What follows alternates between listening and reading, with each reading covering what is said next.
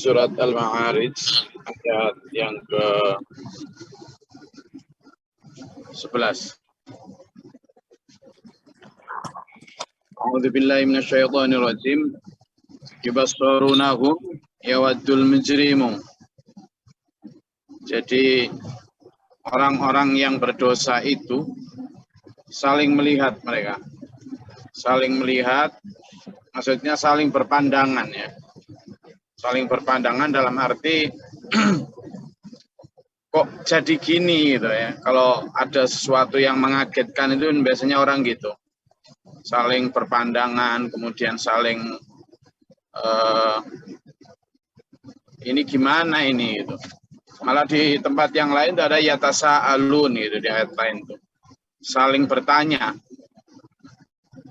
Yaitu karena itu tadi. Karena tidak menyangka bahwa itu akan terjadi. Kalau kemarin wala yas'alu hamimun hamiman.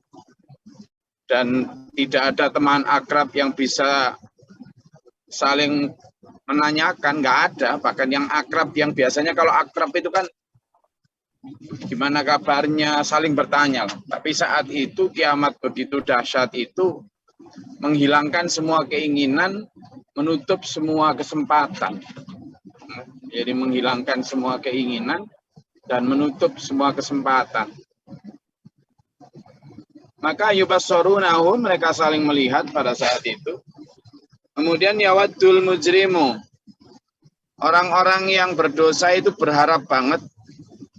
Yawaddu itu berharap ya, berharap banget. Lau yaftadi, seandainya mereka bisa menebus. Dengan apa ya? Dengan harta yang mereka kumpulkan. Dengan segala macam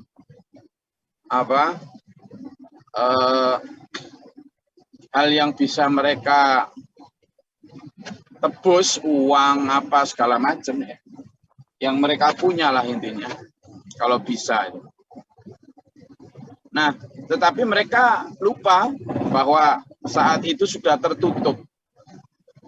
Di dalam ayat lain beberapa waktu yang lalu sudah sering saya sampaikan tentang bahwa hampir semua orang yang akan masuk neraka itu, berada di atas jurang neraka itu, mereka semuanya selalu berkata, Robbirji'uni, Robbirji'uni, kembalikan aku ke dunia ya Allah.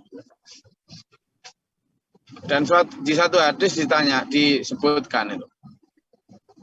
Ada seorang manusia yang berada di bibir jurang neraka dan ditanya sama Allah,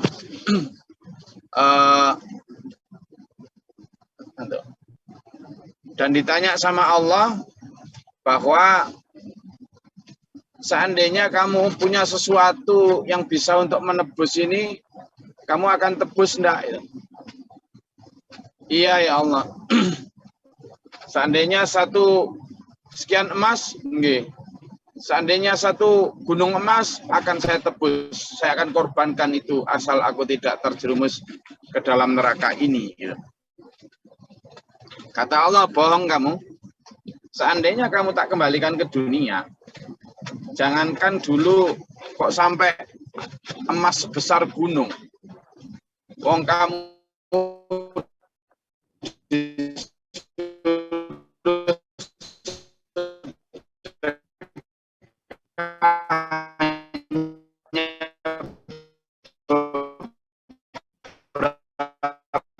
berapa ribu, kamu disuruh meluangkan waktu, lakukan loh kamu hari ini. Ingat bahwa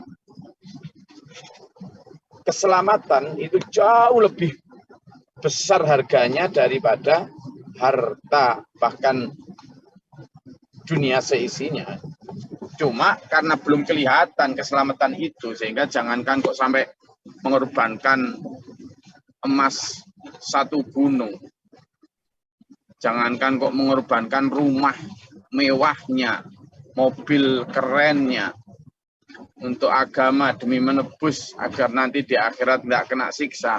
Orang kadang diajak untuk ngaji, untuk sholat jamaah saja berat, padahal itu juga satu di antara poin yang bisa menyelamatkan dari min adzabi yauma idzin.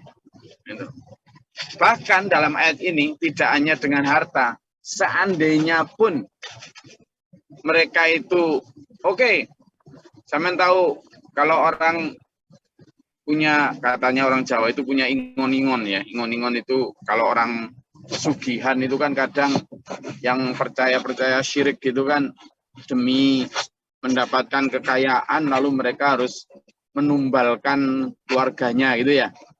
Menumbalkan keluarganya kadang biar kekayaan itu pada perjanjian awal itu nanti keluargamu harus ada yang kamu tumbalkan.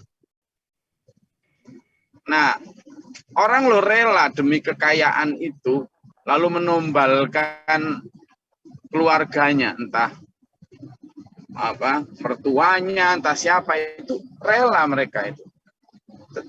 Nah, di Al-Qur'an ini di ayat yang ke-11 ini, surat Al-Ma'arij, orang di akhirat itu berkata begitu. Kalau di dunia manusia yang pakai pesugihan itu tumbal untuk kekayaan sampai berani menumbalkan keluarganya. Kalau di akhirat ini ketika mereka sudah tahu akan disiksa, itu mereka gitu, ya Allah, gitu. Sangat berharap bisa menebus siksa itu ya dengan apa? Dengan anak-anaknya. Bibanihi wa sahibatihi wa akhihi, dan bahkan dengan istri dan saudaranya. Artinya dikorbankan, ditumbalkan, tidak apa-apa, asalkan dia selamat. Segitunya. Ya, segitunya.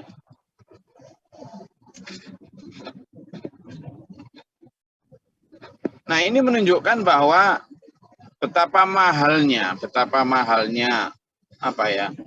Betapa mahalnya hidayah, betapa mahalnya keselamatan.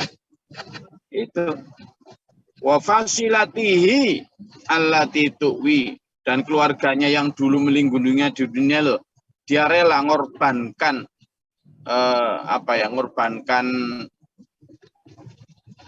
keselamatan mereka demi keselamatan dirinya.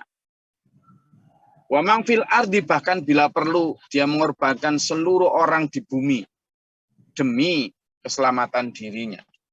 Itu. Tapi ya tetap tidak, kalla innaha ladha. Ini kan wa mang fil ardi jami'a summa yunji, dan seluruh orang yang ada di dunia kemudian menyelamatkannya tidak bisa, kata. No way. Jadi wa fasilatihi allati tuwi wa mang fil ardi jami'an summa yunji, kalla innaha ladha, enggak bisa, enggak bisa. Dulur, yang kita perlu garis bawahi adalah itu kala, gitu ya. Kala, tidak bisa, kasep. Makanya tuh jangan ini loh, di Quran disebut wa tuhibbunal mala hubban jamma, dan kamu terlalu mencintai hal dunia ini dengan cinta yang berlebihan, yang terlalu. Sehingga ya kayak gitu itu lupa dulu, ya Allah. Makanya Nabi Muhammad Shallallahu Alaihi Wasallam itu ketika menyampaikan dakwah itu dengan pandangan seperti ini. Pandangan sambil sudah melihat bahwa kamu nanti itu celaka, kamu nanti itu nggak selamat gitu loh. Pandangannya itu gitu loh. Makanya Nabi itu kalau berdakwah itu sambil nangis memang, sambil nangis. Nangis karena melihat betapa nasib umat yang akan ditolong itu tidak tahu, sehingga sampai ada yang mengabaikan, ada yang bermuka masam, ada yang menunjukkan permusuhan, bahkan ada yang terang-terangan ingin melakukan kekerasan. Nah, Nabi Muhammad yang melihat mereka itu, ya Allah, kasihannya. Mereka lo mau masuk neraka kok. Tak tolong dari jurang neraka kok enggak mau. Nah, sehingga jiwa kasihnya Nabi itu seperti itu. Karena itu saya kadang juga kalau mau merubah rasa amarah ketika dicuekin oleh jamaah, oleh orang, oleh umat yang kita dakwahi itu, memang awalnya berat, tapi begitu saya ingat bahwa kata Pak Guru Mohtar, guru kita, orang yang salah dan berdosa itu seperti burung kecil yang dicengkram kucing. Jadi tidak berdaya. Manusia itu kalau sudah dikuasai setan juga tidak berdaya dia. Tidak bisa apa-apa. Lah masa orang tidak bisa apa-apa gitu, kita benci, kita musuhi, kita diskriminasi kan ya enggak. Nah, tapi karena kita tidak melihatnya itu sebagai begitu, sehingga yang tumbuh adalah benci.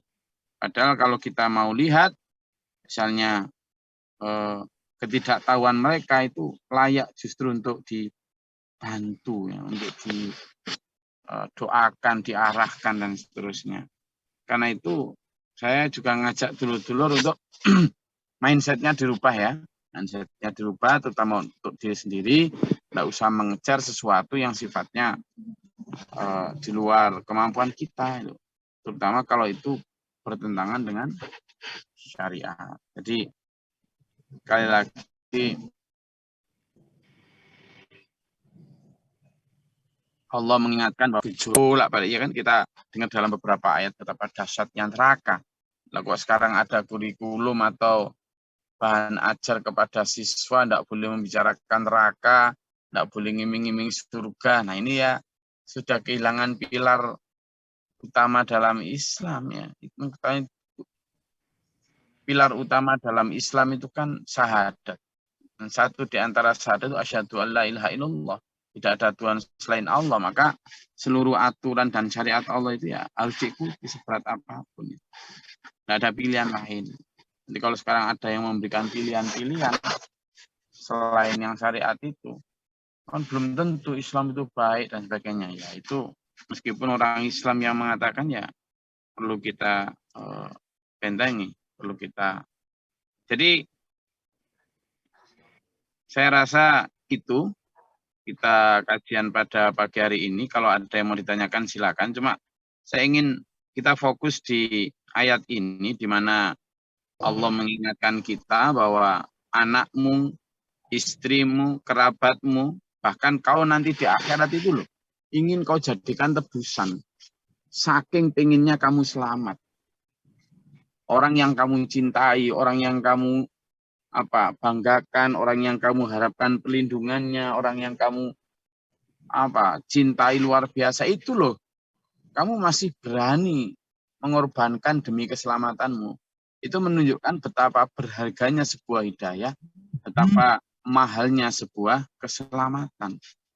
Nah di dunia ini jangankan kok sampai disuruh mengorbankan istrinya, disuruh mengorbankan waktunya, jangankan kok disuruh mengorbankan anaknya demi keselamatan, disuruh mengorbankan beberapa ratus atau puluh juta rupiah saja berat. Itulah. Dan kalau dengan begitu insya Allah Allah memberikan karunia berupa keselamatan. Baik untuk sampean maupun untuk anak sampean. Jadi sekali lagi itu tuh ya. Dari kajian ini saya masih ada di jalan juga. Monggo kalau ada yang mau diingin perjelas silakan.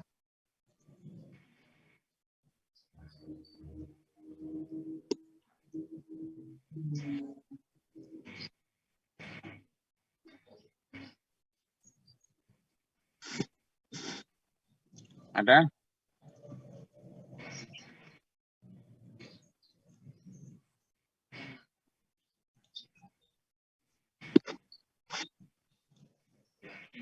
Oke.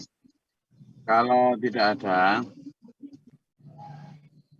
saya ingin kita melakukan review diri ya. Review diri, jangan sampai terjadi kita ada di posisi ini. Di posisi yang kita tidak tahu bahwa kita berada di pinggir jurang neraka. Ini bahaya. Apalagi kalau tidak ada yang mengingatkan kita. Nah ini ada yang mengingatkan saja pun orang belum tentu sadar. Apalagi tidak ada yang mengingatkan. Ya beruntunglah sampean dan saya yang setiap hari ada yang mengingatkan untuk kembali atau berada di jalur yang benar. Bahwa kita itu berada di jalur yang salah, harus berubah. Jangan marah-marah, karena banyak orang yang ketika dia perilakunya itu seperti dalam hakikatnya itu berjalan di pinggir jurang neraka, diingatkan kadang marah-marah, kadang malah nggak terima, merasa disinggung. Nah, sampean dan saya jangan yang begitu ya. Ayo kita ikhlas, taat tunduk patuh terhadap peringatan dan malah bersyukur. Okay. Saya rasa itu kajian kita pada pagi hari ini. Ayo kita makin jauhkan diri dari segala macam bentuk itu tadi, pembangkangan, ria, ujub. Ayo menjauhkan diri dari siksa api neraka dan ayo membuka diri untuk menerima masukan supaya tidak termasuk menjadi orang-orang yang disebutkan di ayat tadi, orang yang minta kembali ke dunia karena ingin menebus keselamatannya dengan emas dan harta yang mereka miliki, tapi itu terlambat. Karena itu kalau mau selamat di sana, ya mulai sekarang ya kita ikuti perjuangan agama ini. Insya Allah dengan kita mengikuti perjuangan agama ini, kita dituntun Allah dalam keselamatan di dunia wal akhirah wa husnul khatimah. Amin. Mari kita berdoa, semoga Allah merahmati meridai kita, menuntun kita dalam siratal mustaqim ila akhir hayat husnul khatimah. Allahumma shalli wa sallim wa barik ala sayyidina Muhammadin. Allahumma fi'il lil mu'minin wal mu'minat wal muslimin. Allahumma ahdina fi man hadayta wa afina fi man afayta wa lana fi man tawallayta wa barik lana fi ma atayta. Astaghfiruka wa atubu ilaika wa sallallahu alaihi wasallam. Allahumma dafa'na al-bala wal ghadil hasdin wa anjil. Rabbana wa la taj'alna fi al-qawmi dhalimin. Rabbana najina wa lina askabina al-qawmi dhalimin. Rabbana la taj'alna fi al-qawmi. Rabbana amanna faktubna ma syahidin. Rabbana la tuzigh qulubana ba'da idh hadaytana wa hab lana. Rabbi a'udzubika min hamzati syaitan wa a'udzubika rabbil izzati. Rabbana atina fid dunya hasanah wa fil akhirati hasanah wa qina adzabannar. Rabbi fil wal. Rabbana afrigh lana sabra wa tawafana muslimin. Rabbana taqabbal du'a subhana rabbika rabbil izzati. Assalamu ala Muhammad. Alhamdulillahirabbil alamin. Assalamualaikum warahmatullahi wabarakatuh. Waalaikumsalam warahmatullahi wabarakatuh. Thank you, Gus. Ya. Kalau tadi ada yang salah ucap, tolong di skip ya, karena tadi agak ngelior-ngelior dikit, jadi mungkin kalimatnya ada yang keliru, nanti bisa diklarifikasi ya. Enggak, saya sedang melanjutkan perjalanan lagi. Sampai jumpa insya Allah. Besok libur ya, besok libur. Kita akan lanjut hari Sabtu. Besok Jumat kita baca Al-Kahfi, Sabtu kita lanjutkan kembali. Oke? Allah jaga kesehatan selalu. Jumat sehat, semangat. Selamat dunia akhirat. Amin.